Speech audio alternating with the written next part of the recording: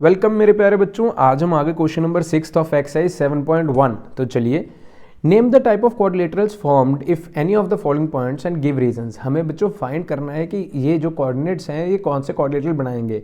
And ये paper के point of view से भी काफ़ी इंपॉर्टेंट क्वेश्चन है, बहुत बार इससे सवाल आए हैं। तो चलिए, कोऑर्डिनेटर फाइंड करने के लिए बच्चों हमें 6 बार डिस्टेंस फार्मूला लगाना पड़ेगा। जैसे कि मान लीजिए पहला coordinate A, second coordinate B and C and last coordinate is D. आप अपनी तरफ से भी पी क्यू आर एस मान सकते हैं, कोई दिक्कत नहीं। 6 बार कैसे लगाना पड़ेगा बच्चों? सबसे पहले आपको ए बी फाइंड करना पड़ेगा, then B C D and D A. ये चारों साइड्स हो जाएंगे कोऑर्डिनेटर की। फॉर एग्जाम्पल मैं अभी आपको एक कोऑर्डिनेटर बना के दिखा देता हूँ, ए बी सी डी।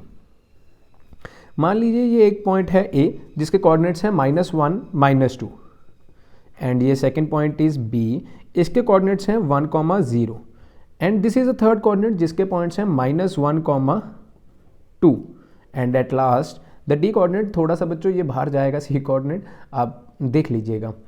चलिए, एंड डी कोऑर्डिनेट इज -3, 0। सबसे पहले बच्चों A B C D and D A find कर लीजिए।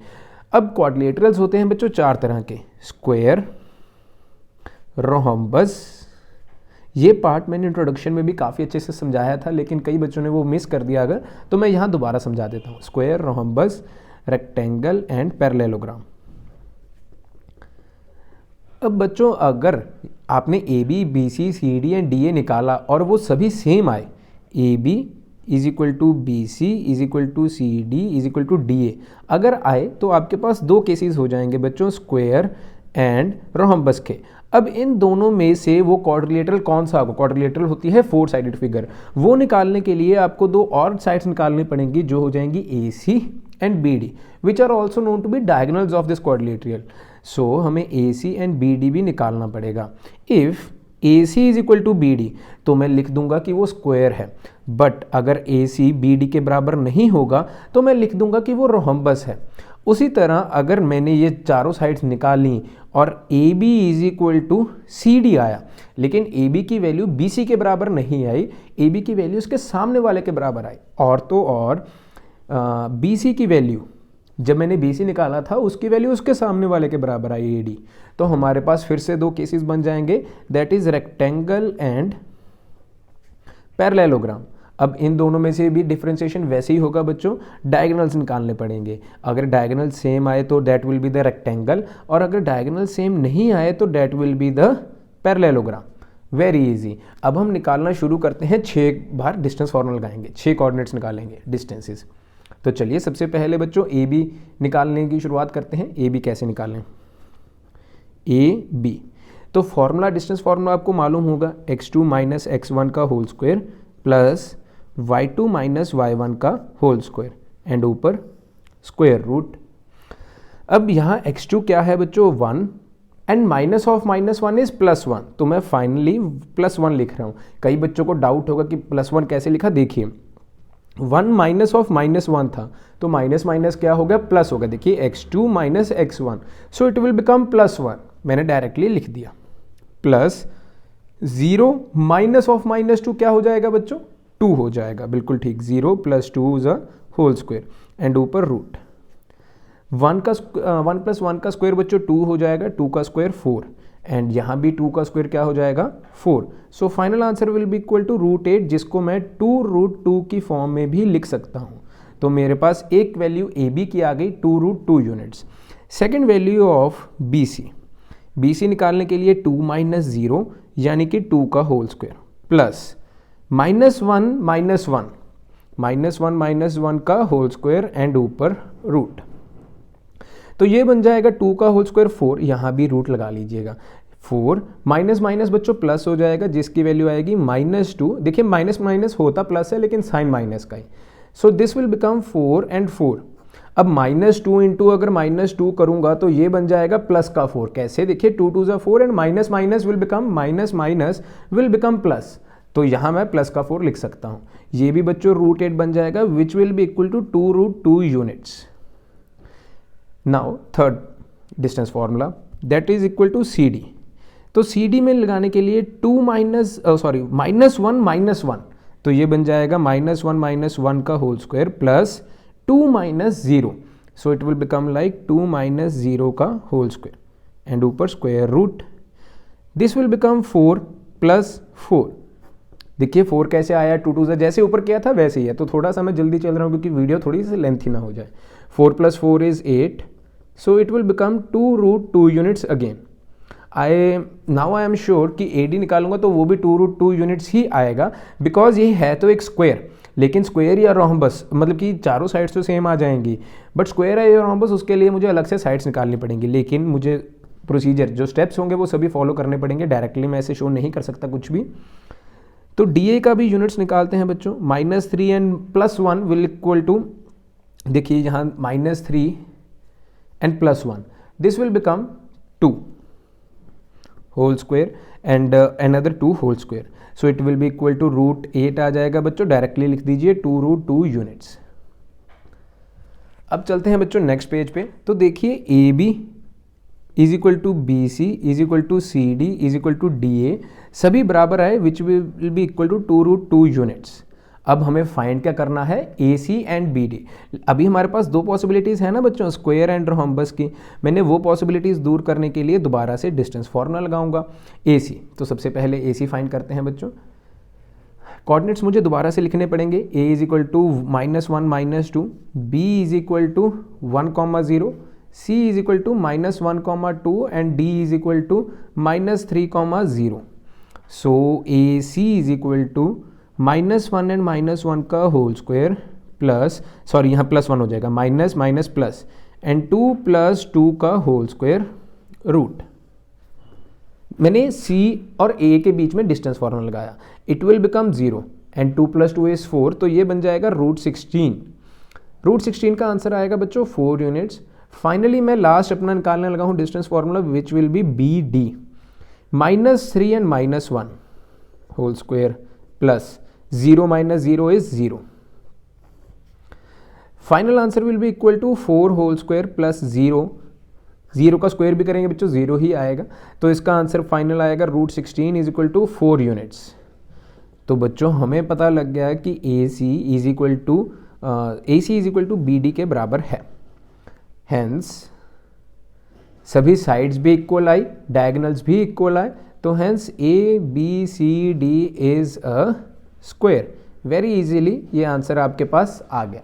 अब चलते हैं बच्चों इसके सेकंड पार्ट की तरफ। सबसे पहले मुझे कोऑर्डिनेट्स निकलने पड़ेंगे। -3, 5, let A is equal to -3, 5, B is equal to 3, 1 and C is equal to 0, 3 and at last D is equal to -1, -4। सबसे पहले बच्चों वही हमें निकालना पड़ेगा, AB, BC एंड CD। तो चलिए